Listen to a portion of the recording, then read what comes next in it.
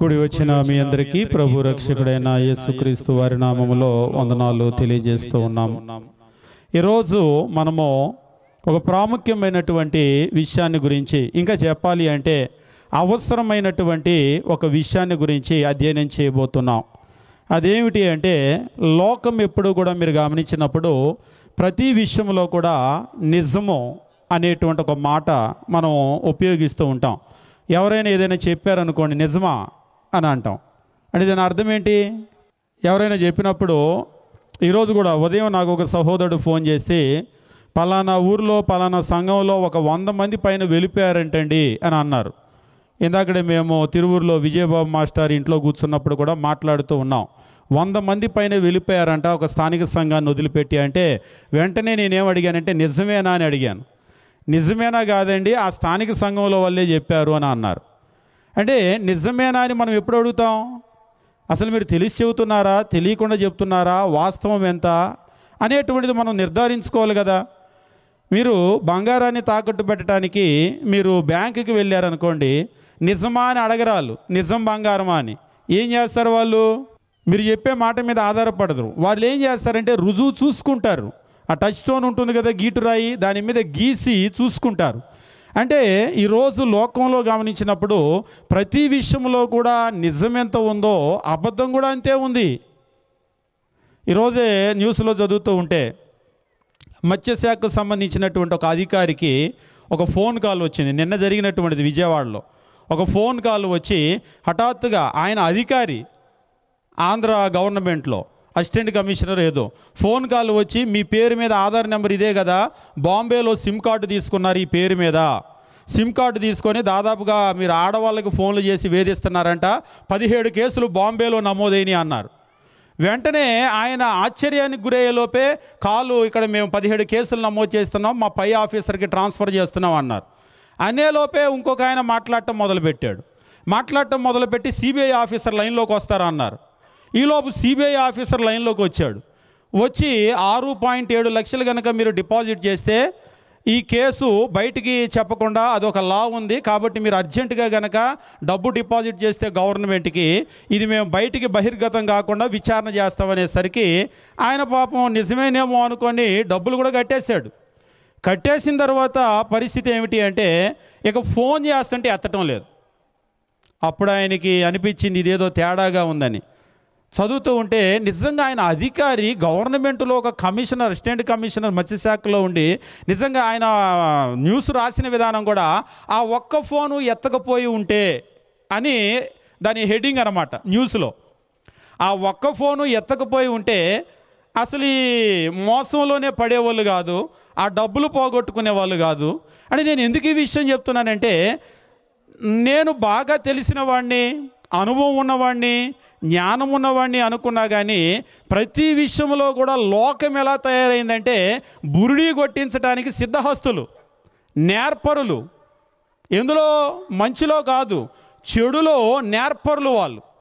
ఇందాకడే జీవన్ గారిని, మీ ఏరియాలో మంచి సామాను ఉంటాయి కదా వేయించుకోండి అంటే, మా ఏరియా సామాన్ అంతా మాకు తెలిసిన సామాన్లే అండి, విజయవాడలో వేయించుకుంటాం అంటున్నారు. అంటే మీకు నేను చెప్పే విషయం అర్థమై ఉంటుంది. నేనేదో బంగారం గురించో వీటి గురించో వాటి గురించో కాదు, సత్యం గురించి కూడా బురిడి కొట్టించేటువంటి వాళ్ళు అనేక మంది ఉన్నారు. ఒక విషయాన్ని మనం చదువుతూ ముందుకు వెళ్ళినట్లయితే బైబిల్లో కూడా మనం గమనించేటప్పుడు అబద్ధము అబద్ధము అబద్ధము అబద్ధ ప్రవక్తలు అనేటువంటిది అనేక సార్లు మనకి బైబిల్లో మనం చూస్తూ ఉంటాం. దాదాపుగా క్రొత్త నిబంధనలో 27 పుస్తకాలు ఉంటే మీరు ప్రతి పుస్తకంలో ప్రత్యక్షంగానో పరోక్షంగానో ఈ విధమైనటువంటి హెచ్చరికలు దేవుడు జారీ చేస్తూనే ఉన్నాడు. ఉదాహరణకు మత్తయి సువార్త మనం గమనించేటప్పుడు 7వ అధ్యాయము 15వ వచనాన్ని మనం గమనించినట్లయితే దేవుని వాక్యం ఈ రీతిగా తెలియజేస్తూ ఉంటాడు. మత్తయి సువార్త 7వ అధ్యాయము మనం గమనించేటప్పుడు 15వ వచనములో క్రీస్తు ప్రభు తానే భూమి మీద బ్రతికి ఉన్నటువంటి దినాల్లో ఒక మాటను చెప్తూ ఉన్నాడు. మాటను చెప్తూ ఆయన అంటున్నాడు, అబద్ధ ప్రవక్తలను గూర్చి ఏమన్నాడు? జాగ్రత్త పడవలసిన అవసరం లేదు. ఎందుకంటే ఆల్రెడీ మీరు తెలివిగల్లోలే, మిమ్మల్ని ఎవరు బురిడి కొట్టించలేరు. ఎందుకంటే ఒకసారి నేను ఒక ఆయనతో మాట్లాడుతుంటే, అంటే పెద్ద ఆయన అన్నాడు, నన్ను ఎవడో మోసం చేయలేడని. నన్నెవడూ మోసం చేయలేడు. నేను అన్నాను, సార్ మీకు ఆ కాన్ఫిడెన్స్ ఉండటం మంచిదే, కానీ నేను అంటున్నానని కాదు, మీరు వెళ్ళేటువంటి చర్చి, ఆ చర్చి పేరు ఏదో ఉంది కదా, అది బైబిల్లో ఉందో లేదో చూసుకోండి. ఆల్రెడీ మిమ్మల్ని బురిడి కొట్టించారు, నేను చెప్తే మీరు నమ్మరు. ఎందుకంటే మీ నమ్మకం ఏంటంటే మీరు తెలివిగల్లోలని మీ నమ్మకం. అంటే నేను మిమ్మల్ని కించపరచడం కాదు, మరొక రకంగా అగౌరవపరచడం కాదు. ప్రతి మనిషికి జ్ఞానం ఉంటుంది, కానీ ఎదుటి మనిషికి కూడా జ్ఞానం ఉంటుంది. మనం లోకంలో కనుక గమనించినట్లయితే పెద్ద పెద్ద తెలివిగల్లోనే బురిడి కొట్టిస్తూ ఉంటారు. నిజంగా మీరు గమనించినట్లయితే ప్రభుత్వం ఎంత బాగా పనిచేస్తూ ఉన్నా, మొన్న కూడా మీరు గమనించినట్లయితే యూనియన్ బ్యాంక్ అనుకుంటా, యూనియన్ బ్యాంకు సాఫ్ట్వేరు మీరు కనుక చూసినట్లయితే ఐఎంపిఎస్లో కొట్టినటువంటి డబ్బులన్నీ కొన్ని కోట్ల రూపాయలు వెళ్ళిపోయి వేరే వేరే అకౌంట్లలో పడ్డాయి. ఎలా పడ్డాయి అవన్నీ? అంటే సాఫ్ట్వేర్ వాళ్ళు బాగానే చేశారు, మొత్తానికి ఎవరో హ్యాక్ చేసినటువంటి, అంటే దానికి మించిన జ్ఞానం కలిగిన వాళ్ళు ఉన్నారు. మనకు తెలుగులో కూడా చెప్తూ ఉంటారు, తలదన్నేవాడు ఉంటే తాడి చెట్టు ఎక్కే వాళ్ళు ఉంటే ఉంటారా ఉండరా? అంటే నేనే మొనగాడిని అనుకుంటే కాదు. ఈరోజు నేను దేని గురించి చెప్తున్నానంటే అపవాది అనేటువంటి ఒకడు ఉన్నాడు, సాతాను ఉన్నాడు. ఆయన పని ఏమిటి అంటే ఎల్లప్పుడూ కూడా ఎదుటి వారిని మోసగించటము. ఇదేదో ఉద్యోగంలోనో డబ్బులోనో నగలోనో మరొక విషయం గురించి కాదు, ఆత్మ విషయములో మోసగిస్తూ ఉన్నాడు, దేవుని వాక్య విషయంలో మోసగిస్తూ ఉన్నాడు, సత్య విషయంలో మోసగిస్తూ ఉన్నాడు. అందుకనే క్రీస్తు ప్రభు అంటున్నాడు, అబద్ధ ప్రవక్తలను గూర్చి జాగ్రత్త పడుడి. ఎందుకు జాగ్రత్త పడమన్నాడంటే వారు గొర్రెల చర్మములు వేసుకొని మీ యొద్దకు వత్తురు. ఎలా వస్తారట వాళ్ళు? వారు గొర్రెల చర్మములు వేసుకొని మీ యొద్దకు వత్తురు. వారు వచ్చేటప్పుడు వాళ్ళు వాస్తవంగా గమనించినట్లయితే ఇక్కడ అంటున్నాడు వత్తురు, కానీ వారు లోపల క్రూరమైన తోడేళ్ళు, కానీ వారు తోడేళ్ళ మీ దగ్గరికి రారు. అది సమస్య. ఇప్పుడు తోడేళ్ళ వచ్చిందనుకోండి, అది తోడేలు అని గుర్తించడం జరుగుతుంది. ఇప్పుడు తోడేళ్ళ రాకపోతే ఏమిటి పరిస్థితి? ఈరోజు దయచేసి గమనించవలసిన విషయం ఏమిటంటే అన్ని రంగాలలో ఎలాగైతే మోసం ఉందో, ప్రపంచంలో ప్రతి చోట ఎలాగైతే మోసం ఉందో, అత్యధికమైనటువంటి మోసము ఎక్కడ జరుగుతుంది అంటే దేవుని వాక్యము దగ్గర జరుగుతూ ఉంది. దేవుని వాక్యం అనేటువంటిది అతీతం కాదు. ఇక్కడ మోసం ఉండదు, అబద్ధం ఉండదు అనుకోవటానికి లేదు. 2000 సంవత్సరాల క్రితమే ప్రభు అయినటువంటి యేసు సాక్షాత్తు ఆయన నోటితో చెప్పినటువంటి మాట, అబద్ధ ప్రవక్తలను గూర్చి జాగ్రత్త పడుడి, వారు గొర్రె చర్మములు వేసుకుని మీ యొద్దకు వత్తురు, కానీ వారు లోపల క్రూరమైనటువంటి తోడేళ్ళు, కాబట్టి జాగ్రత్త పడండి. మోసం జరుగుతూ ఉంది కాబట్టి జాగ్రత్త పడండి. వాక్యం అనేటువంటి విషయంలో మోసం జరుగుతుంది. ఏం చేస్తారట వారు? ఇక్కడ మీరు గమనించినట్లయితే వారు గొర్రె చర్మం వేసుకొని మీ యొద్దకు వత్తురు, కానీ క్రూరమైన తోడేలు ఏం చేస్తుంది? వాస్తవంగా ఇక్కడ తోడేళ్ళను గురించి మీరు ఎప్పుడైనా అధ్యయనం చేస్తే ప్రపంచంలో కొన్ని ఆసక్తికరమైనటువంటి విషయాలు ఉంటాయి.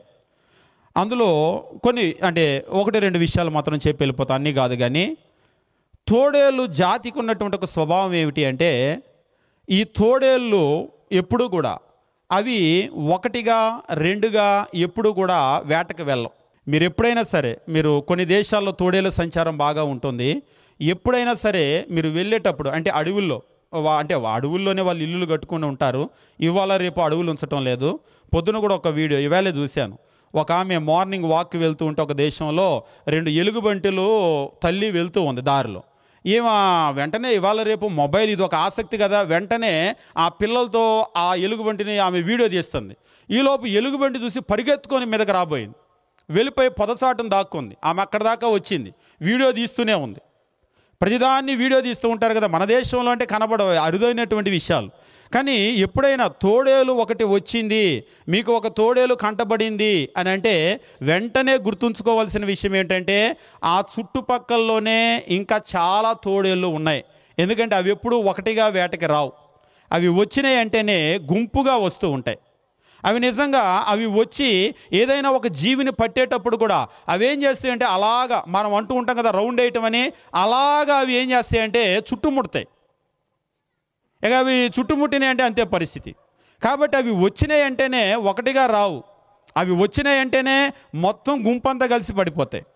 రెండవది ఒక ఆసక్తికరమైన మరొక విషయం ఏమిటి అంటే తోడేళ్ళు, ఇప్పుడు మీరు ఒక తోడేలు గుంపును కనుక చూశారనుకోండి, అందులో ప్రతి తోడేలు కూడా వేటాడడం తెలిసిందే. ఇవాళ కనుక మనం గమనించినట్లయితే ఇవాళ మనుషులు చాలామందికి ఒకవేళ ఎదుటి వాళ్ళతో ఫైట్ చేయటం అనేది మనకు తెలియదు. ఒకప్పుడైతే అది మ్యాండటరీ.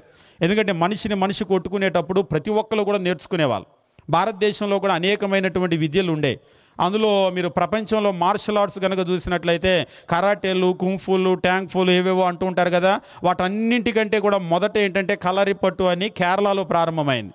అక్కడ నుంచి ప్రపంచంలో అంటే కేరళలో ప్రారంభమైనటువంటి ఇండియాలో ప్రారంభమైన కలరిపట్టే ఈ కరాటేలు కానీ కుంఫులు కానీ వీటన్నింటికీ కూడా మూలం అని చెప్పేసి చెప్తూ ఉంటారు. ఆ రోజుల్లో కలరిపట్టు మాత్రమే కాదు, మనకి కర్రసాము ఉండేది. అంతేకాదు మీరు కనుక కొన్ని రాష్ట్రాల్లో కనుక చూసినట్లయితే మహారాష్ట్రలో, పంజాబ్లో వాళ్ళకి వాళ్ళు తమ్మును తాము కాపాడుకునేటువంటి విద్యలు ఉండేవి. బ్రిటిషర్స్ వచ్చిన తర్వాత అవన్నీ బ్యాన్ చేశారు. ఇవాళైతే మనకు అవసరం లేదు. ఎవరైనా మనల్ని కొట్టినా ఏం చేస్తామంటే పోలీస్ స్టేషన్లోకి వెళ్ళి కేసు పెడతాం. మిగిలిన విషయం వాళ్ళు చూసుకుంటారు. అంతే కదా. ఇప్పుడు అడవిలో ఉండే జంతువులు అలా కుదరవు. అవి ఏం చేయాలంటే అవే నేర్చుకోవాలి వేట. ఏదో ఒక జంతువు వచ్చి మీద పడింది అనుకోండి, ఇంటికి వెళ్ళి మా అమ్మతో చెప్తా, నాన్నతో చెబుతా అంటే అవ్వదు. అంటే ప్రతి జీవి కూడా పోరాటం నేర్చుకోవాలి.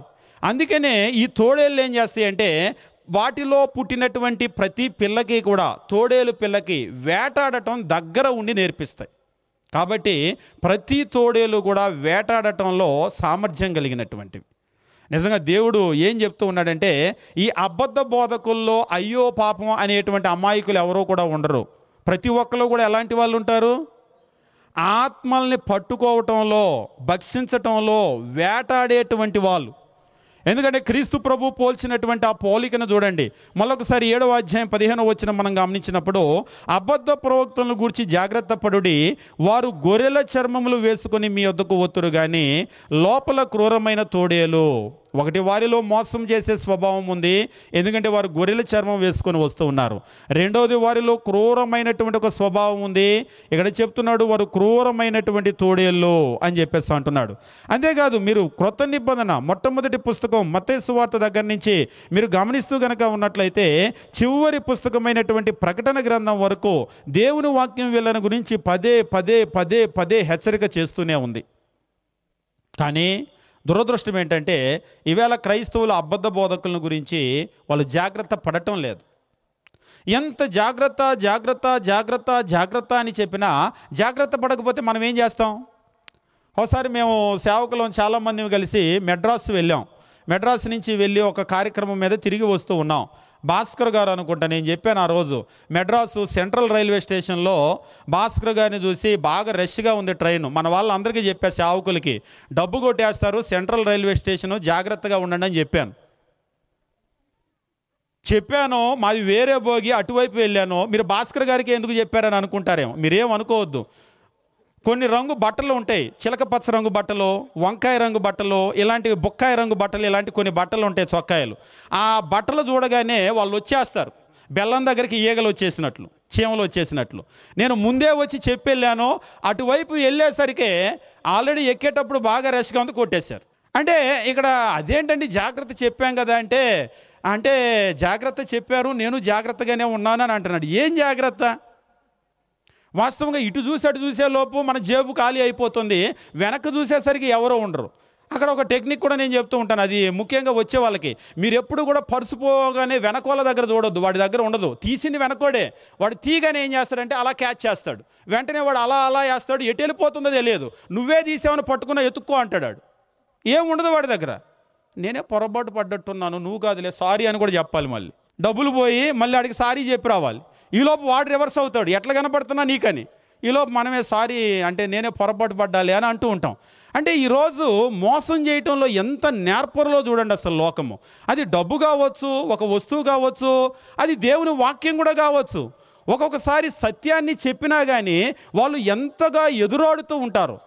కాబట్టి ప్రభు అయినటువంటి యేసు భూమి మీద జీవించినటువంటి దినాల్లో ఈ దేవుని వాక్యాన్ని ప్రకటించేటువంటి విషయంలో మోసం అనేటువంటిది జరుగుతుంది. ఎవరి ద్వారా మోసం జరుగుతుంది? అబద్ధ ప్రవక్తలు ఉన్నారు, అబద్ధాన్ని నమ్మించేటువంటి వాళ్ళు ఉన్నారు. సాక్షాత్తు అపోస్తులు కూడా వెళ్ళి ప్రకటించేటువంటి కాలంలో కూడా ఇలానే తప్పుదారి పట్టించాలని కొంతమంది ప్రయత్నం చేసినటువంటి విషయాన్ని మనం పదే పదే గమనిస్తూ ఉంటాం.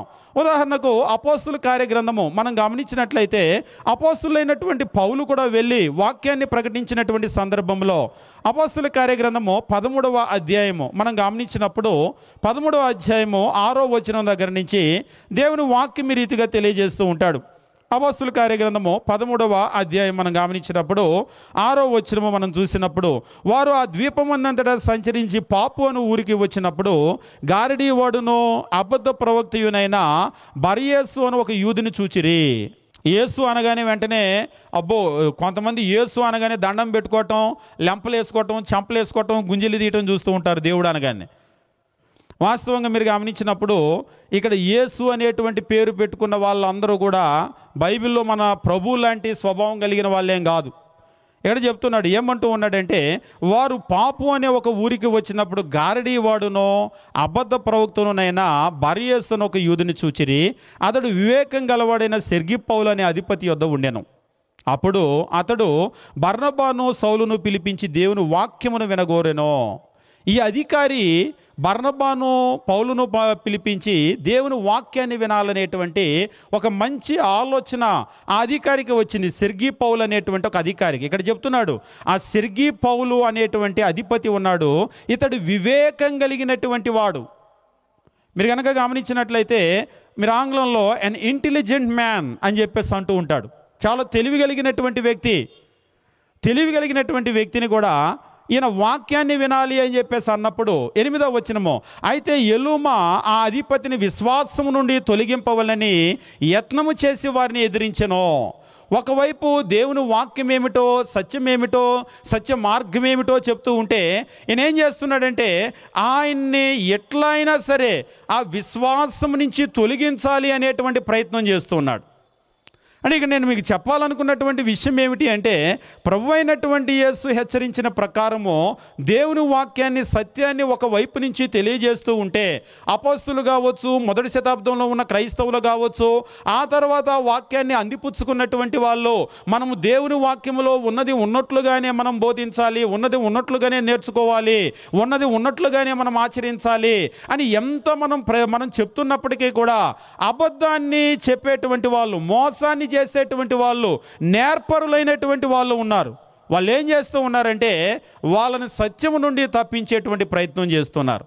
కాబట్టి ఈరోజు రాత్రికాల సమయంలో మీ అందరికీ కూడా తెలియజేసేటువంటి విషయం ఏమిటంటే, అబద్ధ ప్రవక్తలు ఉన్నారు అనేటువంటి నిజం. అబద్ధ ప్రవక్తలు అనగానే వెంటనే మీకేం గుర్తు రావాలంటే, అబద్ధ ప్రవక్తలు ఏం బోధిస్తారు? ఒకసారి అబద్ధ ప్రవక్తలు ఏం బోధిస్తారంటే ఒక ఆయన నిజం బోధిస్తారు అంటున్నాడు. నిజం బోధిస్తే ఇంకా వాళ్ళని అబద్ధ ప్రవక్తలు ఎందుకంట అంటే అప్పుడప్పుడు నిజం బోధిస్తారులేండి అంటున్నాడు. మన నమ్మకం అదే. అంటే ఒక్కోసారి మనం ఏమంటామంటే చెడ్డోడే కానీ అప్పుడప్పుడు మంచి చేస్తాడంట. అలాగనే మనము మోసపోతూ ఉంటాం. లోకంలో మీరు చూడండి, అబద్ధ ప్రవక్తలు అన్నప్పుడు మనం చాలా జాగ్రత్తగా ఉండాలి. అప్పుడప్పుడు మీరు తోడేలు ఎప్పుడైనా మేలు చేస్తుందా? అప్పుడప్పుడు మేలు చేస్తుందా? అప్పుడప్పుడు అది తోడేలే కానీ గొర్రెపిల్లలాగా ప్రవర్తిస్తుందా? ఆ రోజుకి వద్దులే, వీళ్ళు ఏదో క్రైస్తవులా ఉన్నారు, వీళ్ళని చంపితే పాపం కట్టుకుంటుంది మనకని ఆ రోజు తోడేలు ఊరుకొని వెళ్ళిపోతుందా? ఏం చేస్తుంది అది? ఇప్పుడు మనం గమనించవలసిన విషయం ఏమిటంటే, ఆత్మల విషయంలో అబద్ధాన్ని ప్రకటించే వాళ్ళు ఉన్నారు, ఆత్మల విషయంలో మోసం చేసే వాళ్ళు ఉన్నారు, దేవుని వాక్యాన్ని కలిపి చెరిపేటువంటి వాళ్ళు ఉన్నారు, విశ్వాసం నుంచి చెడగొట్టాలనేటువంటి ప్రయత్నం చేసే వాళ్ళు ఉన్నారు. జాగ్రత్తగా మీరు గమనించండి. ఏమిటిదంతా? దేని గురించి మీరు మాట్లాడుతున్నారు అంటే, ప్రభు అయినటువంటి యేసు కూడా ఈ భూమి మీద జీవించినటువంటి కాలంలో ఆయన చేసినటువంటి ఒక ప్రార్థన మనందరికీ కూడా దీని గురించే హెచ్చరికను తెలియజేస్తూ ఉంటుంది. ఉదాహరణకు మీరు గమనించినప్పుడు యోహాను సువార్త 17వ అధ్యాయం మీరు గమనించినట్లయితే, క్రీస్తు ప్రభు ఆయన జీవించినటువంటి దినాల్లో మరణానికి ముందుగా, అంటే ఆయన శిలువ మరణానికి ముందుగా చేసినటువంటి ఒక ప్రార్థన నమోదు చేయబడి ఉంది. యోహాను సువార్త 17వ అధ్యాయము 20-21 వచనాలు. అందులో ప్రభు అయినటువంటి యేసు తండ్రిని ప్రార్థన చేస్తూ ఒక విషయాన్ని అడిగాడు. అదేమిటి అంటే, మరియు నీవు నన్ను పంపితివని లోకము నమ్మునట్లు తండ్రి, నాయందు నీవును నీయందు నేనును ఉన్నలాగున వారును మన యందు ఏకమై ఉండవలని వారి కొరకు మాత్రము నేను ప్రార్థించటలేదు. వారి వాక్యం వల్ల నా యందు విశ్వాసముంచు వారందరూ ఏకమై ఉండాలి అని వారి కొరకును నేను ప్రార్థించుచున్నాను. ప్రభు అయినటువంటి యేసు ఏకంగా ఉండాలి క్రైస్తవులందరూ అని ప్రార్థన చేశాడు. ఎవరి ఏకము కొరకు, ఎవరి యూనిటీ కొరకు ఆయన ప్రార్థన చేశాడు? కేవలం 12 మంది అపోస్తుల యూనిటీ కొరకు మాత్రమే కాదు, వారి ఐక్యత కొరకు మాత్రమే కాదు. మరి ఎవరి ఐక్యత కొరకు చేశాడు? ఇక్కడ తండ్రిని అడుగుతూ ఉన్నాడు, నా యందు నీవును నీ యందు నేనును ఏకమై ఉన్నలాగున వారును మన యందు ఏకమై ఉండవలనని వారి కొరకు మాత్రము నేను ప్రార్థించటం లేదు. ఆ 12 మంది కొరకు, అపోస్తల కొరకు మాత్రమే ప్రార్థన చేయటం లేదు. మరి ఎవరి కొరకు చేస్తున్నావు? వారి వాక్యం వలన, అంటే అపోస్తులు వెళ్ళి వాక్యం చెప్తే వారి వాక్యం వలన నా యందు విశ్వాసం ఉంచు వారందరూ. అంటే దాని అర్థం ఏంటంటే ఫర్ ఎవ్రీ క్రిస్టియన్, ఈ ప్రపంచంలో ఉన్న ప్రతి క్రైస్తవుని కొరకు క్రీస్తు ప్రభు ప్రార్థన చేశాడు. అపోస్తుల బోధ విని ఎవరైతే విశ్వాసములోనికి వచ్చారో వారందరి కొరకు ఆయన ప్రార్థన చేశాడు. ఏమని ప్రార్థన చేశాడు?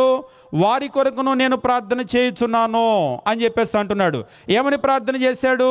వారందరూ ఏకమై ఉండవలనని వారి కొరకును నేను ప్రార్థన చేయుచున్నాను. అంటే ఈ భూమి మీద తన్ను వెంబడించేటువంటి వారందరూ, తన అనుచరులందరూ, మరొక విధంగా చెప్పాలంటే క్రైస్తవులందరూ కూడా ఏకమై ఉండాలి, వారందరూ కూడా ఏకమై ఉండాలి అనేటువంటిది క్రీస్తు ప్రభు యొక్క ప్రార్థన.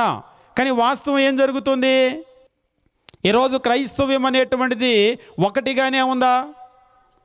లేదు. మీరు గమనించినట్లయితే కొన్ని వందల చర్చిలు, వేల చర్చిలు మీరు గమనిస్తూ ఉంటారు. దాన్నే ఆంగ్లంలో డినామినేషన్ అనేటువంటి ఒక పదం. డినామినేషన్, మీరు ఏ చర్చికి వెళ్తారు అని అడుగుతూ ఉంటారు.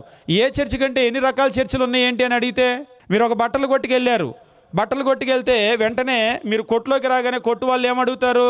మీకేం కావాలి అని అడిగారు అనుకో. మొన్న కూడా సుధీర్ గారి దగ్గర సుధీర్ గారు అంటూ ఉన్నారు, ఏం కావాలి అని అడిగామంటే నర్సనని నాకు మటన్ కావాలంటాడు. మటన్ లేదుగా అంటే మరి లేనప్పుడు ఎందుకు అడిగావంటాడు. అందుకనే ఇప్పుడు వాస్తవంగా ఏం కావాలంటే ఉన్నదే కదా. బట్టలు కొట్టుకెళ్ళారు, ఏం కావాలి అంటే నాకు చికెన్ కావాలన్నారు అనుకోండి, ఎట్లుంటుంది? ఏం కావాలంటే బట్టలే కావాల్సి వచ్చాం. ఉదాహరణకి ఏం కావాలంటే బట్టలు కావాలి అన్నారు. బట్టలే కావాలంటే బట్టల్లో ఏం కావాలని అడుగుతారా? అదేంటి బట్టల్లో ఏం కావాలి, ఎన్ని రకాల బట్టలు ఉన్నాయి ఏంటంటే, ఉదాహరణకు ఒక చీర కావాలనుకోండి, చీర కావాలి అన్నారు. పోనీ ఏ చీర అంటారు, మళ్ళీ వెంటనే ఏ చీర అంటున్నారు, ఎన్ని రకాల చీరలు ఉన్నాయంటే వెంటనే వాళ్ళు ఒక పెద్ద లిస్టు చెప్తారు. ఆ లిస్టు చెప్పి ఇందులో ఏ రకం చీర కావాలి, పోనీ ఎంతలో చీర కావాలి, ఇవన్నీ మనల్ని అడుగుతూ ఉంటారు. అవునా కాదా? అంటే ఇక్కడ ఏమిటి అంటే అనేక రకాలైనటువంటి మోడల్స్ ఉన్నాయి బట్టల్లో. ఒకవేళ నగల షాపుకి వెళ్తే కూడా అలాగనే ఉంటుంది, మీరు ఎక్కడికి వెళ్ళినా అలాగనే ఉంటుంది. అది ఏమైపోయిందంటే చివరికి చర్చి దగ్గరికి వెళ్తే కూడా ఎన్నో రకాల చర్చిలు ఉన్నాయి. ఒక ఆయన అంటున్నాడు, శనివారం చర్చి ఉంటుందండి, ఆదివారం చర్చి ఉంటుంది, మీకు ఎప్పుడు అనుకూలంగా ఉంటే అప్పుడు ఆరాధన చేసుకోవచ్చు. వాయిద్యాలు ఉపయోగించే చర్చి ఉంటుంది, వాయిద్యాలు ఉపయోగించని చర్చి ఉంటుంది. మీకు కావాలంటే సెలెక్ట్ చేసుకోవచ్చు. తెల్ల బట్టలు వేసుకునే చర్చి ఉంటుందంట, రంగు బట్టలు వేసుకునే చర్చి ఉంటుందంట. మీకు ఎట్లా కావాలనుకుంటే అట్లా మీరు ఏర్పాటు చేసుకోవచ్చు. అంతేకాదు అందులో ఎంత ఫ్లెక్సిబిలిటీ ఆయన చెప్తూ ఉన్నాడంటే, ఒకసారి నేను ఒక పుస్తకాన్ని చదువుతూ ఉన్నాను. ఈ డినామినేషనలిజం అనేటువంటి ఒక బుక్ చదువుతూ ఉంటే, వాస్తవంగా చూడటానికి అది చిన్న బుక్కే కానీ అందులో పేజీలు తిప్పుతూ ఉంటే ఎన్ని వేల వైవిధ్యాలు అందులో చూపిస్తూ ఉన్నాడు. బట్టల షాపులో కనుక 4 రకాలు, మీకు వైట్ షర్ట్ కావాలనుకున్నాం అనుకోండి, అంటే నేను పురుషులు కాబట్టి నాకు చీరలు జాకెట్లు పెద్ద మోడల్ తెలియదు, వైట్ షర్ట్ కావాలి అని అడిగామనుకోండి, 4 రకాలు 10 రకాల వైట్లు వేసాడు ఒకసారి. ఏంటి ఇదంతా అంటే అన్ని వైటే అన్నాడు. అన్ని వైటే కనబడుతుంది కానీ ఇన్ని రకాలు ఏంటంటే ఇదేమో ఈ క్లాత్ అండి, అదేమో ఆ క్లాత్ అండి అని చెప్పేసి రకరకాలు ఏదేదో చెప్తున్నాడు. నా కళ్ళకు మాత్రం అన్ని వైట్గానే కనబడుతున్నాయి. నేను చెప్పాను అన్నీ వైట్గానే ఉన్నాయని. సార్ అన్నీ వైట్గానే ఉంటాయి కానీ అన్నీ ఒక రకమైన క్లాత్ కాదు, ఇదిగో దీన్ని ఇదంటారు, దీన్ని ఇదంటారు, ఇదేమో లినెన్ అంటారు, ఇదేమో పాలిస్టర్ మిక్స్, అదేమో ఆ మిక్స్, ఇదేమో ఈ మిక్స్, రకరకాలుగా చెప్తూ ఉన్నాడు. మొత్తానికి నాకు అర్థమైంది ఏంటంటే అన్నీ ఒక రకమైన క్లాత్ కాదు. ఇక లోపలికి వెళ్తే ఏంటనేటువంటిది వాళ్ళకి తెలుస్తుంది. అయితే బట్టల గురించి మనం తెలుసుకుంటామో లేదో పెద్ద నష్టమేం మనకు ఉండదు ఒకవేళ తెలుసుకోకపోయినా, కానీ సత్యాన్ని గురించి మాత్రం మనం తెలుసుకోవాలి. మనము సంఘాన్ని గురించి మాత్రం తెలుసుకోవాలి. లోకములో మనం గమనించినప్పుడు క్రైస్తవ్యం అనేటువంటిది క్రీస్తు ప్రభు వారందరూ ఏకమై ఉండాలి క్రైస్తవులు అని ప్రార్థన చేసినప్పటికీ కూడా ఈ ఏకత్వము అనేటువంటిది, ఐక్యత అనేటువంటిది సాధ్యపడటం లేదు. ఇది ఒక అందని ద్రాక్ష పండులాగానే ఉంది క్రైస్తవ్యంలో. ముఖ్యంగా మనం గమనించినట్లయితే ఇప్పుడు ఇక్కడ సత్యము అసత్యం అనేటువంటి ఒక విషయం వస్తుంది. అందరూ సత్యమే బోధిస్తున్నారా అంటే నో, నెవర్. అందరూ సత్యమే బోధిస్తే ఇన్ని రకాల గుంపులు ఉండనే ఉండవు. శనివారము ఆదివారము రెండు సత్యం ఎలా అవుతాయి? ఒకసారి ఒక ఆయన అన్నాడు, సార్ ఎవ్వరు ఏది చెప్పినా కానీ బైబిలేనండి అన్నాడు. వాళ్ళ చేతిలో ఉంది బైబిలే, వీళ్ళ చేతిలో ఉంది బైబిలే. మీరు అట్లాగా క్వశ్చన్ మార్క్ లాగా వాళ్ళేదో తప్పుడు వస్తులు అన్నట్టు చూడొద్దు. అందరూ చేసే సేవే, అందరి చేతిలో ఉంది బైబిలే, అందరూ చెప్పేది బైబిలే అన్నాడు. నేను అడిగాను, అందరూ చెప్పేది బైబిలే అంటే దేవుడే శనివారం ప్రార్థన పెట్టు అని, దేవుడే ఆదివారం ప్రార్థన పెట్టని రెండు నాలుకల్లాగా మాట్లాడతాడా? ఇప్పుడు పాము బొస్సు కొట్టేటప్పుడు ఎప్పుడైనా చూడండి, దాని నాలుక ఎలా ఉంటుంది? ఇటొకటి ఇటొకటి వస్తూ ఉంటుంది. అప్పుడప్పుడు జనాలు అంటూ ఉంటారు పాము నాలుకలాగా రెండు మాటలు మాట్లాడతాడని. అవునా కదా? రెండు నాలుకలని అంటారు. అంటే వాస్తవంగా ఒకటే నాలుక మనిషికి ఉండేది. అంటే ఒకరితో ఒకలాగా మరొకరితో మరొకలాగా చెప్తే మనం ఏమంటాం? రెండు నాలుకలని అంటాం. అవునా? ఈ రెండు నాలుకలు అనేటువంటిది చాలా నమ్మకమైన స్వభావానికి గుర్తు. అంతేనా కాదా? మీ ఊర్లో కదా, గంపలగూడెంలో తెలుగులో ఒక సామెత ఉంటుంది, ఏ రోటి దగ్గర ఆ పాట, ఏ ఎండకు ఆ గొడుగు. ఇలాంటి సామెతలు మీకు తెలుసా? తెలియదు. ఏ ఎండకు ఆ గొడుగు పట్టడం, ఏ రోటి దగ్గర ఆ పాట పాడటం. అంటే ఎవరి దగ్గరికి వెళ్ళినప్పుడు వాళ్ళకలాగా మాట్లాడు, వాళ్ళకు అనుకూలంగా మాట్లాడు. శనివారం ప్రార్థనకు వస్తే మీరే కరెక్ట్ అండి, శనివారమే చెప్పాడు బైబిల్. కాదు కాదు ఆదివారం అని వాళ్ళు అన్నారనుకోండి, కరెక్ట్ అండి, ఆదివారమే చెప్పాడు దేవుడు. తెల్లబట్టలు అన్నారు, అవునండి తెల్లబట్టలు, అసలు పరిశుద్ధులు అంటే తెల్లబట్టలే వేసుకోవాలి సార్, ఇవేంటండి రంగు బట్టలు? కాదు కాదు రంగు బట్టలు, అవునండి రంగు బట్టలు కూడా వేసుకోవచ్చు, వాళ్ళెవరండి తెలిపే అని చెప్పడానికి. అలాగే కొంతమంది ఉంటారు, ఇటు మాట్లాడి వెంటనే నాలుగు ఇటు తిప్పుతూ ఉంటారు. ఒకసారి ఒక ఆయన ఇలాగనే ప్రతి ఆదివారము ప్రభు బల తీసుకోవాలని వాక్యం చూపిస్తుంటే, అవును సార్ ప్రతి ఆదివారం ఇంత క్లియర్గా ఉంటే వాళ్ళు ఎట్లండి చెప్తారన్నాడు. ఈలోపు ఒక ఆయన మళ్ళీ మాట్లాడేసరికి, అవునండి ప్రతి ఆదివారం తీసుకోవాలని ఎంత కష్టం అంటున్నాడు. అదేంటి ఇప్పుడేగా నువ్వు ప్రతి ఆదివారం బైబిల్లో అన్నావు అంటే, అవును అన్నాను కానీ ఎంత కష్టం అది ఆలోచన చేయాలిగా మనం అంటున్నాడు. అంటే చూడండి ఒక మనిషి ఎట్లా మాట్లాడతాడంటే, ఒకసారి ఒక ఆయన అంటున్నాడు, అది నాలుక తాటిక మట్ట అంటున్నాడు. తాటి మట్ట ఇంకేదో మట్ట అంటారు కదా, తాటి మట్టేగా, ఆ తాటి మట్టే అంటున్నారు వెనకోళ్ళు కూడా. ఏంటది అంటే ఇష్టం వచ్చినట్టు మాట్లాడతారా అని చెప్పేసి దాని అర్థం. ఇప్పుడు వాక్యం అనేటువంటి దగ్గర దేవుడు ఏం చెప్పాడో మనం దాన్నే చెప్పాలి కానీ మార్చడానికి మనకు అవకాశం లేదు. తెలుగులో చెప్తూ ఉంటారు, నరం లేని నాలుక ఎటైనా వంగుతుంది, ఎటైనా తిరుగుతుంది, ఎటైనా వంగుతుందని నా ఇష్టం వచ్చినట్టు బోధిస్తా అంటే కుదరదు. కానీ ఏం జరుగుతుంది అంటే ఇష్టం వచ్చినట్లు బోధిస్తూ ఉన్నారు. ఈరోజు క్రైస్తవ్యంలో కనుక చూసినట్లయితే కొన్ని వందల సంఘాలు కాదు వేల సంఘాలు ఉన్నాయి, వందల గుంపులు కాదు వేల గుంపులు ఉన్నాయి. ప్రతి విషయంలో సత్యము కాదు అసత్యము కూడా ప్రకటించబడుతూ ఉంది, ధారాళంగా ప్రకటించబడుతూ ఉంది. పెద్ద పెద్ద సభలు పెట్టి ప్రకటించబడుతూ ఉంది. పెద్ద పెద్ద సభలు పెట్టి నూనె డబ్బాలు అమ్ముతున్నారు, పెద్ద పెద్ద సభలు పెట్టి కర్చీఫ్ గుడ్డలు అమ్ముతున్నారు, పెద్ద పెద్ద సభలు పెట్టి క్రైస్తవ్యాన్ని వ్యాపారం చేస్తూ ఉన్నారు, పెద్ద పెద్ద సభలు పెట్టి దేవుని నామానికి దూషణ చేస్తూ ఉన్నారు. కానీ ఎవరూ అడగటం లేదు. ఏదేదో శబరేబ రబరబ అని నెట్టి కింద పడేస్తూ ఉంటే క్యూలో వచ్చేస్తూ ఉంటారు, వచ్చిన వాళ్ళనల్లా నెట్టి పడేస్తూ ఉంటాడు. ఇదెక్కడ విడ్డూరం అని అడిగేటువంటి వాళ్ళు లేరు. అంటే ఈరోజు ఏమవుతుందంటే అసత్యము అనేటువంటిది ప్రకటించబడుతూ ఉంది, బైబిల్లో లేని విషయాలు ప్రకటించబడుతూ ఉన్నాయి, బైబిల్లో లేని కార్యాలను వాళ్ళు చేస్తూ ఉన్నారు. కానీ ఇది నిజమని నమ్ముతూ ఉన్నారు. ఈరోజు మీ అందరికి కూడా తెలియజేసేటువంటి విషయం ఏమిటి అంటే, ప్రభు అయినటువంటి యేసు ఆయన జీవించినటువంటి రోజుల్లోనే అబద్ధ ప్రవక్తలు ఉన్నారు, జాగ్రత్త పడండి అని ఆయన హెచ్చరించాడు. వారు గొర్రె చర్మం కప్పుకున్నటువంటి తోడేళ్ళు, క్రూరమైనటువంటి తోడేళ్ళు, జాగ్రత్త పడండి అని ఆయన తెలియజేశాడు. అంతేకాదు ప్రభు అయినటువంటి యేసు ఆయన జీవించిన కాలంలో హెచ్చరించడం మాత్రమే కాదు, ఆయన చివరికి మరణించేటప్పుడు కూడా డెత్ విషన్ అంటూ ఉంటారు కదా, చివరి కోరిక నీకేం కావాలి కోరుకో అంటే ఆయన ఏం కోరుకున్నాడు? చివరి కోరిక మీకు ఏం కావాలి కోరుకో అంటే ప్రభు అయినటువంటి యేసు కోరినటువంటి కోరిక ఏంటి? పోనీ మిమ్మల్ని కనుక అడిగారు అనుకోండి, పోనీ మనల్ని అడిగారు చివరి కోరిక ఏం కోరుకుంటారని, ఏం కోరుకుంటాం మనం? బయటికి చెప్పరు. దాదాపుగా చివరిలో ఎక్కువ మంది కోరుకునేది ఏంటంటే ఏదైనా తిని చచ్చిపోదాం అనుకుంటారు. నవ్వొద్దు, ఎక్కువ మంది అలాగనే అనుకుంటారు. మనుషులు అంటే ఎప్పుడూ తిండి మీదేనా అంటే తిండి మీదే, మరి ఏం చేస్తారు? ముఖ్యంగా సెలవులు వచ్చినప్పుడు నచ్చిన పాపలన్నీ వండించుకొని తింటారు. ఇంటి దగ్గర ఉన్నప్పుడు కూడా పప్పలు వండించుకొని తింటారు. తినటం మాత్రమే కాదు, ముఖ్యంగా చదువుకునే వాళ్ళు ఎక్కడన్నా ఉంటే పలానా పప్పలు చేసి పంపించమని ఇంటికి కూడా ఫోన్లు చేస్తారు. మీకు ఆశ్చర్యంగా ఉందా? ఇదేంటి ఇలా కూడా ఉంటారా అని. వచ్చేటప్పుడు కూడా ఎక్కడో చదువుకునేటప్పుడు వచ్చేటప్పుడు ఇంట్లో వాళ్ళకి ఫోన్ చేస్తారు, పలానా పప్పలు పలానా వాళ్ళు వస్తున్నారు పంపించండి అని. పప్పలు పంపించడం మాత్రమే కాదు, పచ్చళ్ళు కారాలు ఇంకేదో ఉంటాయి కదా. కాబట్టి ఈ ఆలోచన ఉంటుంది. కాబట్టి చివరి కోరిక ఏంటి అంటే కూడా ఏమడుగుతారు, అడిగే వాళ్ళు ఉన్నారు. ఒకసారి ఒక వ్యక్తి, ఎంత బాగా వండుతారండి పలానా వాళ్ళు, అసలు చచ్చిపోయేటప్పుడు కూడా అలాంటి భోజనం తిని చచ్చిపోతే ఎట్లా ఉంటుందని అంటున్నారు.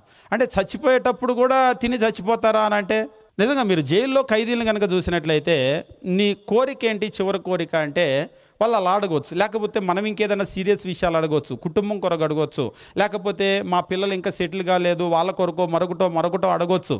కానీ క్రీస్తు ప్రభు ఆయన చివరి కోరిక అంటే ఏమడిగాడు? చివరి కోరిక యోహాను సువార్త 17వ అధ్యాయము ప్రభు అయినటువంటి యేసు మరణానికి ముందు ఆయన చేసినటువంటి ప్రార్థన. ఆయన అడిగినటువంటి కోరిక ఏమిటి అంటే, నేను కేవలం 12 మంది అపోస్తుల ఐక్యత కొరకు మాత్రం ప్రార్థించటం లేదు, నాయందు నీవు నీయందు నేను ఏకమై ఉన్నలాగున. అంటే తండ్రి కుమారుడు ఎలాగ 100% యూనిటీ అనేటువంటిది ఉందో అటువంటి 100% యూనిటీ అనేటువంటిది క్రైస్తవుల మధ్యలో ఆయన చూడాలి అని కోరుకున్నాడు. కానీ నిజంగా ఎప్పుడు బాధ కలుగుతూ ఉంటుందంటే, అటువంటి 100% ఐక్యతను ఆయన చూడాలి అనుకుంటే కుక్కల చింపినటువంటి విస్తరలాగా అసలు ఏ ఊరు వెళ్ళండి, వీళ్ళు ప్రార్థన పెడితే వీళ్ళ ప్రార్థన పడకూడదని ఎదుటోళ్ళు సౌండ్ పెడతారు. నిజంగా ఈ క్రైస్తవుల పరిస్థితి ఎట్లుంటుందంటే, వీళ్ళు ప్రార్థన పెడతారు, వీళ్ళు ప్రార్థన పెట్టేదో నలుగురికి వాక్యం చెబుదామని పైన హారలు కడితే వాళ్ళకి ఏం ప్రార్థన ఉండదు. ఏం ప్రార్థన లేకుండా సౌండ్ పెట్టి కరెక్ట్గా వాళ్ళ వైపు తిప్పుతారు. ఒకసారి ఒక సహోదరుడు చెప్తున్నాడు, ఇలాగనే ప్రార్థన అంట, ప్రార్థన ముందుగా అనౌన్స్ చేస్తే కావాలని ఆయన ప్రార్థన పెడతాడని ఆ అనౌన్స్ చేయకుండా ప్రార్థన పెట్టాడంట. ప్రార్థన పెట్టారన్న సంగతి తెలిసి ఆ అయ్యగారు ఏం చేశాడంటే లోపల యాంప్లిఫైర్ ఆన్ చేసి గొట్టాలు అటువైపు తిప్పి ఫుల్ సౌండ్ పెట్టి ఇంట్లో కూర్చున్నాడంట, ప్రార్థన జరుగుతుందేమో అని. చివరికి ఆయన ఏం చేశాడంటే కొంచెం సౌండ్ తగ్గించమని చెబుదాం అని చెప్పేసి లోపలికి వస్తే ఎవరు లేరట అయ్యగారు, లోపల అమ్మగారు ఉన్నారంట. ప్రార్థన ఏదో జరుగుతుందేమో అనుకున్నాడంట. తీరా పిలిస్తే, అమ్మ అక్కడ జరుగుతూ ఉంది, మీ సౌండ్ మా కోసం తగ్గించండి అంటే, తగ్గిస్తే ఆయన ఒప్పుకోడండి అంటుందంట. అంటే ఎట్లా ఉంది, ఎంత ఒకలంటే ఒకరు ఎంత ద్వేషంగా ఉన్నారు అని. నేను దేని గురించి మాట్లాడుతున్నానంటే, అందరూ ఐక్యతగా ఉండాలి అని క్రీస్తు ప్రభు కోరుకుంటే ఆ ఐక్యత అనేటువంటిది ఈరోజు భూమి మీద కనబడటం లేదు. అబద్ధం అనేటువంటిది ప్రచారంలో ఉంది. అసత్యాన్ని ప్రకటించేటువంటి వారు, మోసం చేసేటువంటి వారు ప్రతి రంగంలో ఎలాగైతే ఉన్నారో ఆత్మ సంబంధమైనటువంటి ఈ కార్యాల్లో కూడా మోసం అనేటువంటిది జరుగుతుంది, దగ అనేటువంటిది జరుగుతుంది. కాబట్టి ప్రభు అయినటువంటి యేసు హెచ్చరిక చేయటం జరిగింది. ఈరోజు లోకంలో కూడా మీరు గమనించినట్లయితే క్రైస్తవ్యం అనేటువంటిది అనేక రకాలైనటువంటి గుంపులుగా మీరు చూస్తూ ఉంటారు. అనేక రకాలైనటువంటి గుంపులుగా, ప్రతి గుంపు కూడా ఒక పేరును ధరించడం, ప్రతి గుంపు కూడా ఒక విశ్వాసాన్ని నమ్మటం. ఆ విశ్వాసం బైబిల్లో ఉందా లేదా అనేది వాళ్ళకి అనవసరం. అసలు ఆ పేరు బైబిల్లో ఉందా, చర్చికి పెట్టినటువంటి పేరు అనేటువంటిది వాళ్ళకి అనవసరం. వాళ్ళు ఎలాగైతే నడుస్తున్నారో ఆ యొక్క నడిపింపు అంటే ఆ నాయకత్వము అనేటువంటిది, ఆ ఆర్గనైజేషన్ నిర్మాణం అనేటువంటిది బైబిల్లో ఉందా లేదా అనేటువంటిది వాళ్ళకి అనవసరం. అంటే వాళ్ళు ఎలా ముందుకు వెళ్ళిపోతున్నారంటే తమ ముందు వాళ్ళు ఏదైతే చెప్పారో దాన్నే వాళ్ళు చేస్తూ ఉన్నారు. అంటే ఒక ఆయన అడుగుతున్నాడు, అంటే ఇలాగంతా చేయకూడదు తప్పని మీరు అంటున్నారా అంటే, yes, the answer is yes. అవును, క్రైస్తవ్యం అనేటువంటిది గుంపులుగా విడిపోవటము తప్పే. క్రైస్తవ్యం అంతా కూడా ఏకంగా ఉండాలి అనేటువంటిది ప్రభు అయినటువంటి యేసు యొక్క ఆలోచన అయినప్పుడు, ఆయన యొక్క చివరి కోరిక అయినప్పుడు విడిపోవటము అనేటువంటిది తప్పే. గుంపులుగా విడిపోవటము అనేటువంటిది తప్పే. ఎందుకు తప్పు అంటే మొట్టమొదటి కారణం మనం గమనిద్దాం. ఎందుకది తప్పు అంటే, మనం బైబిల్లో కనుక గమనించినట్లయితే ఇప్పుడు మనం చదివినటువంటి ఈ ప్రార్థనలో క్రీస్తు ప్రభు యొక్క కోరిక ఏమిటి అంటే, ఆయన ఐక్యతను కొరకు కోరుకున్నాడు కాబట్టి విడిపోవటం అనేటువంటి తప్పు. కొరింథీయులకు రాసినటువంటి మొదటి పత్రిక 1వ అధ్యాయం మనం గమనించినప్పుడు 1వ అధ్యాయము 10వ వచనంలో మనం చూసినప్పుడు అపోస్తులైనటువంటి పౌలు కూడా ఇక్కడ తెలియజేస్తూ ఉన్నాడు, సహోదరులారా మీరందరూ ఏకభావముతో మాట్లాడవలననియో, మీలో కక్షలు లేక ఏక మనస్సుతోనూ ఏక తాత్పర్యముతోనో మీరు సన్నద్ధులై ఉండవలెననియో మన ప్రభువైన యేసుక్రీస్తు పేరట మిమ్మల్ని వేడుకొనుచున్నాను. ఇక్కడ అపోస్తులైనటువంటి పౌలు ప్రభు అయినటువంటి యేసు ఎలాగైతే తెలియజేశాడో, ఆయన ఎలాగైతే ఐక్యతను కొరకు ప్రార్థన చేశాడో, అపోస్తులైనటువంటి పౌలు కూడా ఏం చేస్తున్నాడంటే, సహోదరులారా మీరందరూ ఏకభావంతో మాట్లాడాలి, కక్షలు ఉండకూడదు.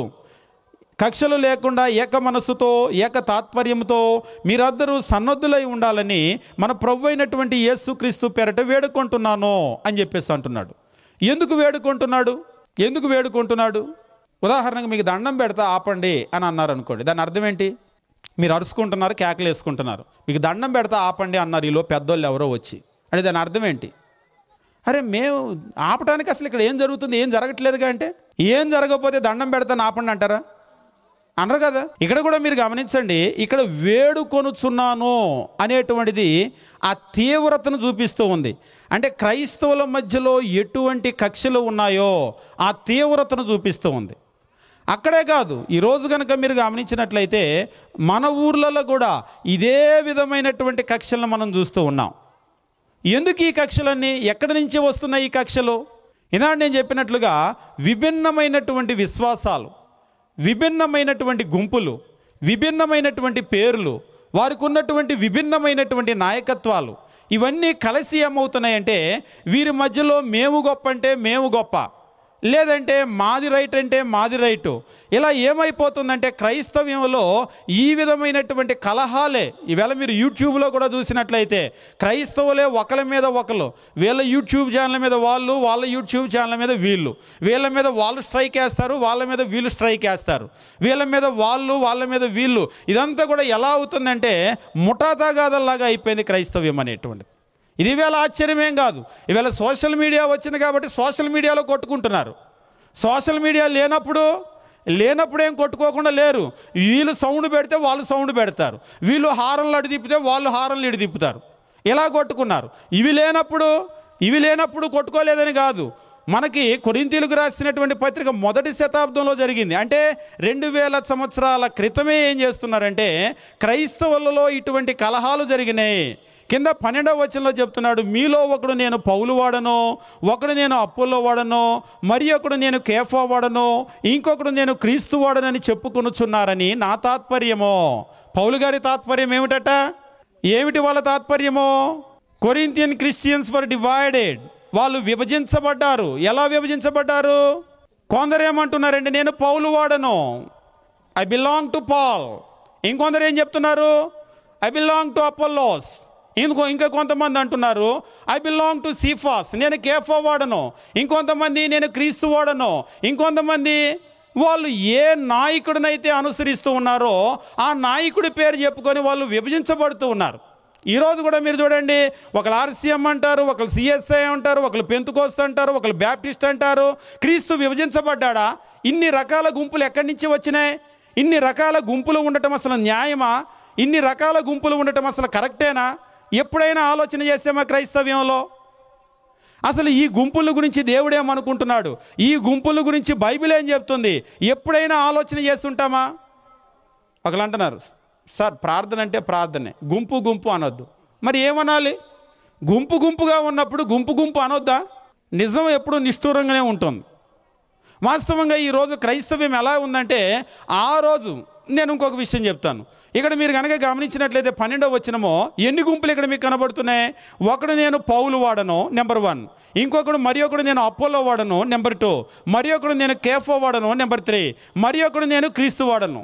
ఎన్ని గుంపులు ఉన్నాయి? ఓన్లీ 4. 4 గుంపులు. అదే ఈరోజు అయితే ఒక ఆయన అన్నాడు, మా బజార్లోనే 10 చర్చిలు ఉన్నాయి. అంటే ఎన్ని గుంపులు? ఆ రోజు కొరింథీ మొత్తంలో 4 గుంపులే. ఈరోజు మనం ఒక్క బజార్లోనే నిజంగా 4 గుంపులకే మిమ్మల్ని వేడుకొనుచున్నాను అంటే ఈ రోజు ఉన్న గుంపులు కనుక చూసినట్లయితే కాలు పట్టుకునేవాడు. అవునా కదా? పౌలు నిజంగా కాలు పట్టుకునేవాడు. మీరు ఆపండి, దయచేసి ఇది ఆపండి, ఇలా ఉండటం ప్రభుకి ఇష్టం లేదు, ఇందుకొరకు కాదు ఆయన చనిపోయిందని. ఈరోజు క్రైస్తవులు ఆలోచన చేసే పరిస్థితులు లేదు. ఎక్కడికి వెళ్ళినా చర్చి అనుకుంటున్నారు. ఎక్కడైనా సరే ఇదంతా కూడా దేవుని దగ్గరికి వెళ్ళే మార్గమే అని అనుకుంటున్నారు. కానీ క్రీస్తు అది కోరుకోలేదు. ఈ గుంపులు అనేటువంటిది బైబిల్ కోరుకోలేదు. ఈ గుంపుల్ని దేవుడు చెప్పలేదు. కాబట్టి డినామినేషనలిజం ఇస్ అ సిన్. ఈ రీతిగా విభజించబడటము అనేటువంటిది పాపము. ఎందుకు పాపము అంటే దేవుని చిత్తము కానటువంటిది ఏదైనా సరే పాపము. దేవుడు దాన్ని కోరుకోలేదు కాబట్టి, అది వాక్యానికి విరుద్ధం కాబట్టి అది పాపం.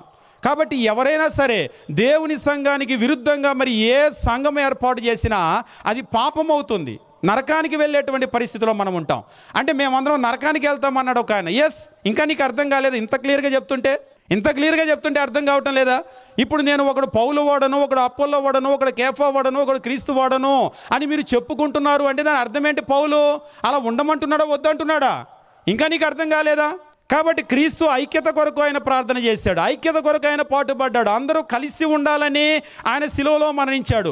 అందరూ తనకు అనుచరులుగా ఉండాలి, తనకు శిష్యులుగా ఉండాలని ఆయన మరణించాడు. కానీ ఈరోజు నువ్వు ఎవరికో శిష్యుడు అవుతున్నావు, ఎవరినో అనుసరిస్తున్నావు, ఎవరి పేరో చెప్పుకుంటున్నావు.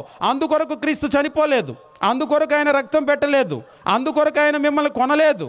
నిజంగా ఆయన యజమాని అయితే, ఆయనే మనల్ని కొన్నటువంటి యజమాని అయితే మనం ఎవరి పేరు చెప్పాలి?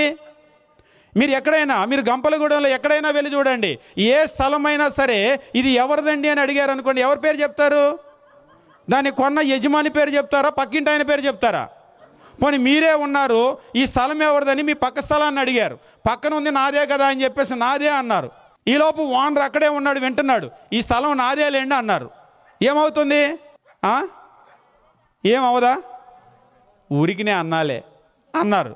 ఆయన మీ వైపు చూసాడు, ఇలాగ ఊరికినే అన్నాలే అన్నారు.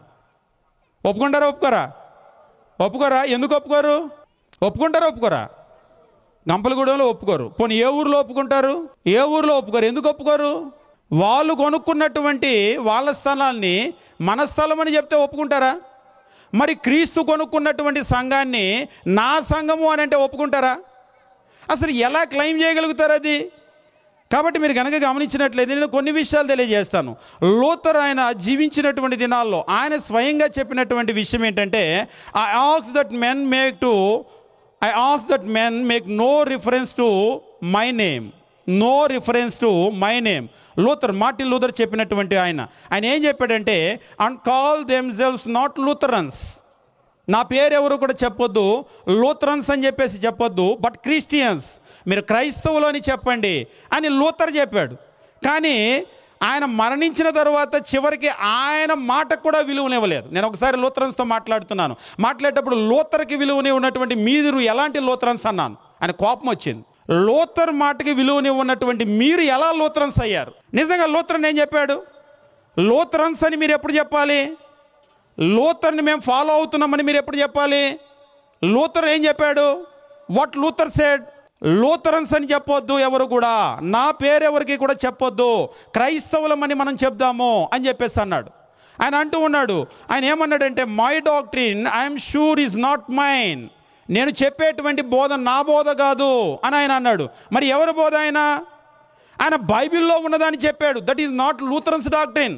లూథరన్స్కి సపరేట్ డాక్ట్రిన్ లేదు, బ్యాప్టిస్ట్కి సపరేట్ డాక్ట్రిన్ లేదు, ఆర్సీఎంకి సపరేట్ డాక్ట్రిన్ లేదు, సిఎస్ఐకి సపరేట్ డాక్ట్రిన్ లేదు. They don't have their own Bibles. వాళ్ళందరికీ సొంత బైబిల్ లేవు. నిజంగా అందరి చేతిలో ఒకే బైబిల్ ఉంటే, అందరూ దేవుని బోధనే గనక చేసినట్లయితే, అందరూ క్రీస్తు అనుచరులే గనక అయినట్లయితే, వారందరూ కూడా ఏమని చెప్పాలి? వారందరూ కూడా మేము క్రైస్తవులమే అని చెప్పాలి. కాబట్టి క్రీస్తు ప్రభు చెప్పినటువంటిది ఏమిటి అంటే, క్రీస్తు ప్రభు తండ్రి నీయందు నేనును నాయందు నీవును ఏకమై ఉన్నలాగున మనమందరము కూడా ఎలాగైతే వాళ్ళిద్దరూ ఏకమయ్యారో మనమందరము కూడా అలాగనే ఏకమవ్వాలి. కేవలం 12 మంది అపోస్తులు మాత్రమే కాదు. ఈ రాత్రికాల సమయంలో మీకు తెలియజేసే విషయం ఏమిటి అంటే, మోసం అనేటువంటిది ప్రతి చోట ఉంది. ఎవ్రీవేర్, మీరు ఎక్కడికైనా వెళ్ళండి, ప్రతి చోట కూడా మోసం ఉంది. ఒకసారి నేను విజయవాడలో చదువుతూ ఉంటే నిజంగా ఆశ్చర్యం వేసింది. కారంలో ఏం కలుపుతారు అంటే రంప పొట్టు కలుపుతారట ఎర్రగా ఉండటానికి. పసుపులో ఏం కలుపుతారంటే నూకలు మరాడిచ్చి నూకలు కలుపుతారంట. తర్వాత నూనెలో ఏం కలుపుతారు రాశాడు. తర్వాత ఇవి పెప్పర్ ఉంటాయి కదా, మిరియాల్లోనేమో బొప్పాయి గింజలు కలుపుతారట. అలాగా మా వంటంలోనే, విజయవాడ వంటంలో మొత్తం ఇటువైపు ఏమో అసలు, ఇటువైపు ఏమో నకిలీ ఏం కలుపుతారని. అది చూసినప్పుడు ఆ లిస్ట్ అంతా చదువుతూ ఉంటే ఇంకా నకిలీ లేనిది ఎక్కడ అనిపించింది. Duplicate everywhere you see duplicate. ప్రతి చోట తినే ఆహార వస్తువుల్లో డూప్లికేట్ ఉంటుంది, వస్త్రాల విషయంలో డూప్లికేట్ ఉంటుంది, ఒక బ్రాండెడ్ వాచ్ ఉందంటే డూప్లికేట్ ఉంటుంది, ఒక యాపిల్ మొబైల్లో ఇంకేదో ఉందంటే మళ్ళీ యాపిల్ సింబల్ ఎవడో వేస్తాడు, డూప్లికేట్ ఉంటుంది. ప్రతి బ్రాండ్కి డూప్లికేట్ ఉన్నట్లుగా, ప్రతి వస్తువుకి డూప్లికేట్ ఉన్నట్లుగా, ఇదిగో ఈ సత్యానికి కూడా డూప్లికేట్ ఉంది. మీరు నమ్మినా నమ్మకపోయినా దేవుని వాక్యానికి కూడా డూప్లికేట్ ఉంది. క్రీస్తు ప్రభు బోధకు కూడా డూప్లికేట్ ఉంది. అపోస్తలుల బోధకు డూప్లికేట్ ఉంది. క్రీస్తు ప్రభు కట్టిన సంఘానికి డూప్లికేట్ ఉంది. అలాగనే రక్షణ నమూనాకి డూప్లికేట్ ఉంది, దేవుని దగ్గర వెళ్ళేటువంటి మార్గానికి డూప్లికేట్ ఉంది, ఆదివారం జరగాలన్నటువంటి ఆరాధనకి డూప్లికేట్ ఉంది. ప్రతి దానిలో కూడా డూప్లికేట్ డూప్లికేట్ డూప్లికేట్ డూప్లికేట్. ఈరోజు రాత్రికాల సమయంలో మీ అందరినీ కూడా కోరుకునేటువంటి విషయం ఏమిటంటే, మీరు ఒరిజినల్ని పట్టుకున్నారా, డూప్లికేట్ని పట్టుకున్నారా? ప్రారంభంలో నేను చెప్పాను, నేను తెలివిగల్లో నన్ను ఎవడూ మోసం చేయలేడు అన్నాడు పెద్ద ఆయన. మంచిదే, మీరు తెలివిగల్ల వాళ్ళు అయితే మంచిదే. కాకపోతే ఏమిటంటే ఒక్కసారి సరి చూసుకోండి. గత వారం మేమేం చేసామంటే, ఈ నోట్లు ఉన్నాయి కదా, నిజం నోట్లు నకిలీ నోట్లు చూసేటువంటి ఒక పని పెట్టాం. పని పెట్టి నిజంగా ఇప్పుడు 2000 నోట్లు ఎలాగూ లేవు, అయిపోయినాయి. 500 నోట్లు లెక్కేసాము, అందులో ఏమీ పెద్దగా అసలు రాలేదు, డూప్లికేట్ కౌంటర్ ఫీట్ నోట్స్ ఏమి రాలేదు. ఆ తర్వాత 200లో రాలేదు, 100లో రాలేదు, 50లో రాలేదు, 2 10 రూపాయల నోట్లు డూప్లికేట్ వచ్చినాయి, కౌంటర్ ఫీట్. నిజంగా ఆశ్చర్యం కలిగిన విషయం ఏంటంటే, ఆడెవడు బుద్ధున్నాడో బుద్ధి లేనాడో 10 రూపాయలకి డూప్లికేట్ వేసిందని. నిజంగా 10 రూపాయలకి డూప్లికేట్ వేసాడంటే ఆడు ఎలాంటోడు? ఏదో 500 రూపాయలకి డూప్లికేట్ చేశాడులే, కక్కుర్తి పడ్డాడు అనుకోవచ్చు. 2000 రూపాయలకి డూప్లికేట్ చేశాడు అనుకోవచ్చు. 10 రూపాయలకి నేను అప్పుడు ఆ తర్వాత దాన్ని చాలా జాగ్రత్తగా చూస్తే ఆడెవడో కలర్ జిరాక్స్ తీసినట్టున్నాడు. అది పెద్ద పెద్ద మిషన్లు పెట్టి కొట్టింది కాదు.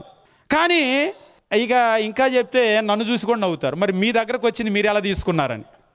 ఏం చెబుతాం, అందరూ తెలివిగల్లోలం అనుకుంటాం, ఇందాడు పెద్ద ఆయన చెప్పినట్టుగా.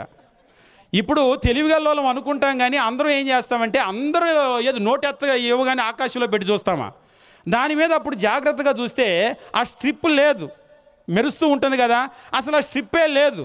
మనం ఎప్పుడు చూసాం ఆల్రెడీ బ్యాంక్ వాళ్ళు చూస్తున్నారు కదా అని చెప్పేసి పెద్ద నోట్లకే చూడడం, 500లకే ఆకాశంలో పెట్టి చూడడం. కానీ ఒక్కోసారి ఆశ్చర్యపోయే విషయం ఏంటంటే, ఒకసారి ఒక ముసలామా ఇలా డబ్బులు ఇవ్వగానే ఆకాశంలో చూస్తుంది. ఏమర్థమైంది అంటే, అయ్యా దొంగ నోట్లు ఉన్నాయంట అంది. మా అమ్మ ఏది దొంగ నోటు నీకు ఎట్ట తెలిసి చెప్పు అంటే, ఇదిగో అయ్యా, ఇదిగో ఇట్ట మెరుస్తూ ఉందా, ఇది ఉండాలంట. ఎవరు చెప్పారు అంటే, ఇప్పుడు అంతా చాలా వచ్చినాయి అంటగా మన బ్యాంకు వాళ్ళు చెప్తున్నారు, ఇంకా చాలా ఉన్నాయా ఇట్లాంటి అంది. అప్పుడు అనుకున్నా, అమ్మో ఏమో ముసలాం మామూలాం కాదని. ఇంత చదువుకున్న మనం ఎప్పుడు ఆకాశంలోకి చూడం నోటు పట్టుకొని. చూడండి, నిజంగా ఒక్కోసారి గమ్మత్తు ఏంటంటే, తెలుసు అనుకున్న వాళ్ళు బోల్తా పడుతూ ఉంటారు, కానీ జాగ్రత్తగా ఎవరైతే చూస్తారో వెంటనే అక్కడే ఇది అసలు నోటు కాదని ఇచ్చేస్తారు. దేని గురించి నేను మాట్లాడుతున్నానంటే, ఒకవేళ 10 రూపాయలు, 200, 500, 2000 అది ఎంతైనా సరే, ఒకవేళ దొంగ నోటు వస్తే అంతవరకే మనం, కౌంటర్ ఫీట్ వస్తే మనం నష్టపోతాం. పోతే ఒక 2000 నష్టపోతాం, ఒక 10,000 నష్టపోతాం, లేకపోతే ఒక 1,00,000 నష్టపోతాం మేము. కానీ ఆత్మ విషయంలో నష్టపోతే, ఈ వాక్యం అనేటువంటిది ఏమిటి అంటే, మనల్ని దేవుని దగ్గరకు చేర్పించేటువంటి మార్గం ఇది. ఇంకా చెప్పాలి అంటే, ఈ వాక్యము లేకుండా ఎవరు కూడా దేవుని దగ్గరకు చేరలేరు. రక్షణ నమూనా ఇది. కాబట్టి దీన్ని గనక ఒకవేళ మార్చడం జరిగింది అని అంటే, మనం దేవుని దగ్గరకు వెళ్ళేటువంటి మార్గమే మారిపోతాం. ఉదాహరణకి నేను మధ్యాహ్నం రమేష్ గారు వాళ్ళకి ఫోన్ చేస్తూ ఉన్నాను. ఎక్కడ దాకా వచ్చారు అంటే, బాపట్ల దగ్గరలో ఉన్నారు. ఆ బాపట్ల వాళ్ళు ఎట్లా ప్రొనౌన్స్ చేశారు? ఎప్పుడు బ్రదర్ నీకు సోనంగా బాపట్ల దగ్గర ఉన్నారు వాళ్ళు. బాపట్ల అని ప్రొనౌన్స్ చేయలేదు, బాపట్లే, కాకపోతే పాపట్ల ఏదో చెప్పారు. ఏదో చెప్తే ఇదేదో వేరే ట్రైన్ ఎక్కారా అని డౌట్ వచ్చింది. అడత స్టేషన్ అన్నా అప్పటికేట, తర్వాత స్టేషన్ ఏంటని దాన్ని ఇంకొక రకంగా చెప్పారు. అంటే ఆ తెలుగు ఊరి పేర్లు వాళ్ళకి తెలియదు కదా, మనమైతే బాపట్ల అంటాం. అంటే తమిళ్లో పాకి బాకి ఒకే లెటరు, కాబట్టి వాళ్ళు బాపట్ల పాపట్ల ఏదైనా అంటారు. వాళ్ళు అలా అన్నారు. నేను ట్రైన్ కానీ మారిపోయారేమో అనుకున్నాను. లేదు నాకు మదిరి చూపిస్తుంది అన్నారు. అన్నప్పుడు నేను చూసి బాపట్ల అంటే నన్ను అద్దాసం అన్నాను అంటున్నాడు. నేను అదే కదా చెప్పాను అంటున్నారు. అంటే చూడండి, ఒకవేళ అంటే నేనేం భయపడ్డానంటే, ఏదో ట్రైన్ ఎక్కారనుకోండి, ఇవాళ నైట్ మనకు వాక్యం చెప్పేవాళ్ళు కాదు, ఎక్కడో ఉండేవాళ్ళు. అంటే దారి తప్పిపోతే ఏమవుతుంది? ఈరోజు మనకు తెలుసు, భౌతికంగా కనుక మనం దారి తప్పిపోతే ఏమవుతుందో, అలాగనే దేవుని దగ్గరకు వెళ్ళాలి అనుకున్నటువంటి ఈ మార్గంలో గనక దారి తప్పించాడు అనుకోండి. ఇందాక మీరు చూడండి, ఒక వివేకం కలిగినటువంటి అధిపతి దగ్గరకు వెళ్ళి పౌలు బర్నబా వాక్యం చెప్తుంటే, సెర్గీ పౌలు అనేటువంటి ఒక వ్యక్తి వచ్చి మోసం చేస్తున్నాడు. మోసం చేసి విశ్వాసంలో నుంచి తప్పించాలి అనేటువంటి ప్రయత్నం చేస్తున్నాడు. సాక్షాత్తు అపోస్తులు వాక్యం చెప్తుంటే వాళ్ళ ఎదురుగానే బురుడి కొట్టిస్తూ ఉన్నాడు, వాళ్ళ ఎదురుగానే మోసం జరుగుతుంది. కాబట్టి రాత్రికాల సమయంలో మీ అందరినీ కూడా కోరుకునేటువంటి విషయం ఏమిటి అంటే, సత్యం ఎలాగ ఉందో అసత్యం అలాగనే ఉంది.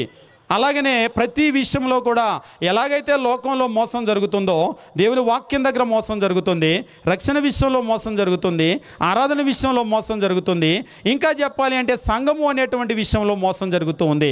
వీటిని మనం గమనించి కనుక ముందుకు వెళ్ళకపోతే మనం ఏదో ఒక 10 రూపాయలు, 20 రూపాయలు, 500, 100 రూపాయలు కాదు, పూర్తిగా మన ఆత్మనే నష్టపోయేటువంటి ప్రమాదం ఉంది.